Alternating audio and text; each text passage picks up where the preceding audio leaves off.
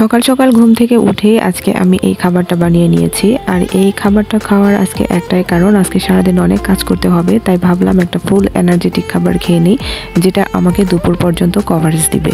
সাথে আমি কয়েকটা রুটিও বানিয়ে নিয়েছিলাম, এখানে কিছু পরোটা বানিয়েছিলাম, এগুলোকে আমি ফ্রোজেন করে রেখে দিচ্ছি। কারণ রুটি বানানোর সময় আমি কয়েকটা রুটি অতিরিক্ত বানাই, যাতে পরদিন সকালে আর চিন্তা করতে না হয়। বাবুকে তো সকালের খাবারে একটা ডিম দিয়ে দিয়েছি, আর সাথে ও অল্প একটু রুটি আর কলা খেয়ে নিয়েছে। তো পরবর্তীতে ওকে আবার 10টার দিকে আমি খিচুড়ি খেতে দিব।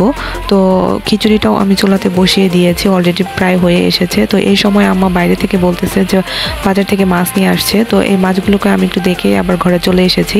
কারণ আজকে যেহেতু রোদ উঠেছে, তো কাজ করতে হবে অনেক। আব্বা আজকে বাজার থেকে চিতল মাছ নিয়ে আসছে, আর বিল থেকে কিছু ছোট ছোট মাছ নিয়ে আসছে, মাঝারি টাইপেরও কিছু মাছ নিয়ে আসছে। তো আম্মা সেগুলো কাটতেছিল, বাবু আব্বার কোলে বসে সেই মাছগুলোকে দেখতেছিল, ধরবে, মাছ নিয়ে খেলবে। তো অনেক সময় ও থাকতে পারে এই মাছ দেখে। তো আমিও একটু কাজকর্মের ভাবলাম মনোযোগ দেই, যেহেতু রোদ উঠে গিয়েছে, তো সবকিছুই কিন্তু একদম মেসি হয়ে আছে। তো চারিদিকে শুধু ভেজা ভেজা টাইপের একটা গন্ধ।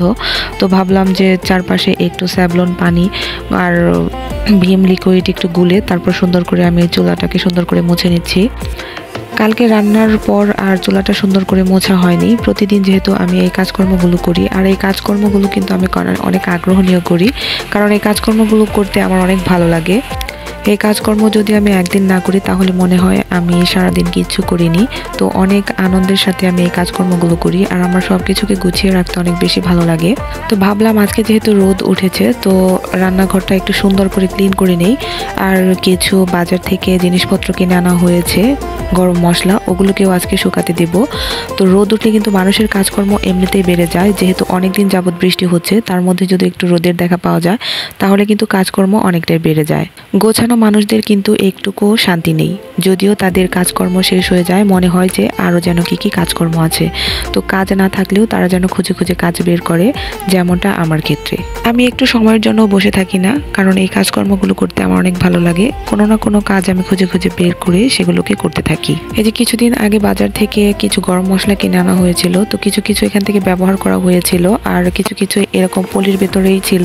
তো আম্মা বলতেছিল যে এগুলো যদি পলির ভেতরে থাকে তাহলে কিন্তু বর্ষাকালে এগুলো সাদা সাদা হয়ে যাবে আর এগুলো ড্যামেজ হয়ে যাবে। তো আমি ভাবতেছিলাম যে তাহলে তো আজকে রোদ উঠেছে, তো আজকে শুকাতে দেই।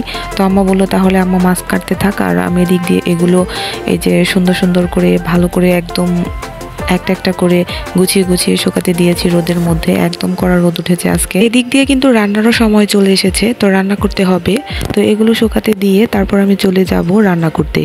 এই যে এখন দেখতে পাচ্ছেন আমি কিছু এই যে শুকনো আইটেম স্টোরেজ করেছিলাম সেদিন, তো সেগুলোও আজকে আমি যোগ করে দিয়েছি।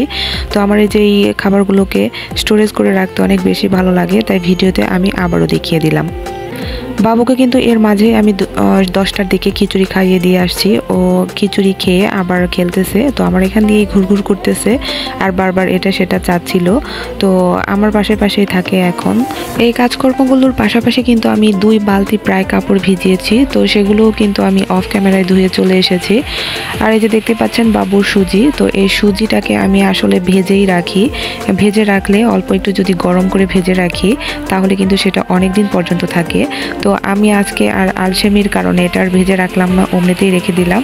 আর এই যে এখানে ওটসটাও আমি তুলে রেখেছি, যেহেতু বাবু এখন আর ওটস খেতে চায় না, তো আমি ওর ওটস খেয়ে ফেলছি, কারণ এটাতে না হলে অন্য পোকামাকড় ধরে সেটাকে নষ্ট করে ফেলে। আগের বারও তাই হয়েছে, তো ভাবলাম আমি এবার এগুলোকে খেয়ে ফেলি।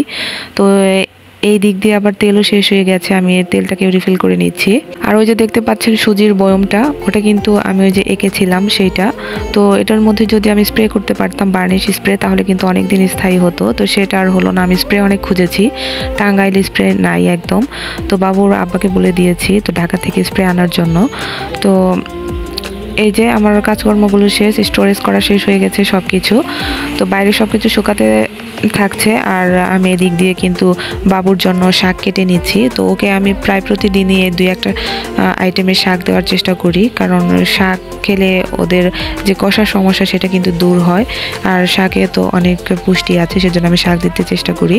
আর এই যে আম্মা বলতেছিল যে মাছ কাটার পর ছোট ছোট অল্প একটু মাছ বের হয়েছে, তো এখানে আমি অল্প একটু মাছের সাথে অল্প একটু সবজি নিয়ে আর বাবুর জন্য 2 পিস মাছ নিয়ে আমি এখানে হাতে মেখে রান্নাটা বসিয়ে দেব।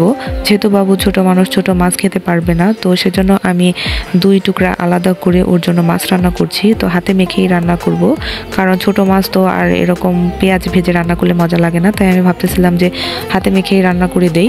তো এখানে আমি পরিমাণ মতো সব মশলা দিয়ে অল্প একটু সরিষার তেল দিয়ে আর 2টা কাঁচামরিচ দিয়ে দিয়েছি। তো বাবুর 2টা মাছের পিসও এখানে যোগ করে দিয়েছি। তাই আজকে আর আলাদা কিছু রান্না করব না, মানে ওর জন্য আর আলাদা কোনো তরকারি রান্না করব না। শাক আর এখান থেকে মাছ উঠিয়ে ওকে খাওয়াবো আজকে, যেহেতু আজকে কাজ অনেকটাই বেশি করে ফেলেছি, তাই আর আলাদা বাড়তি ঝামেলার মধ্যে যেতে চাচ্ছি না। তো এখানে এই তরকারিটা হয়ে গেলে তো আরেকটা তরকারি রান্না করতে হবে। তো ধুন্দুল দিয়ে ছোট মাছের তরকারি। তো আজকে সব ছোট মাছের তরকারি রান্না করা হবে, কারণ বাজার থেকে যে বড় মাছ এনেছে সেটা যদি রান্না করি, ছোট মাছগুলো কিন্তু ফ্রিজে থাকলে সেগুলো খেতে পরবর্তীতে আর মজা লাগবে না। তো ভাবলাম যে আজকে ছোট মাছের আইটেমগুলোই করি। তো আমার এই তরকারিটা কিন্তু অলরেডি রান্না শেষ হয়ে গিয়েছে। তো পরবর্তীতে যে আমি তরকারিটা রান্না করেছিলাম সেটা কিন্তু আর ভিডিওতে দেখাতে পারিনি, মানে ভিডিও ক্লিপ নিতে পারিনি। তো এই যে আমার ধুন্দুলের তরকারি আর ছোট মাছের তরকারি। তো পরবর্তীতে আমি আবার এই যে সবজিটা রান্না করেছিলাম, কারণ সবজি ছাড়া আমরা একদিনও চলতে পারি না, সবজি একদিন মানে প্রায় প্রতিদিনই রান্না করতেই হয়। তো কেমন লাগলো ভিডিওটি অবশ্যই কমেন্টে জানাবেন। ধন্যবাদ সবাইকে।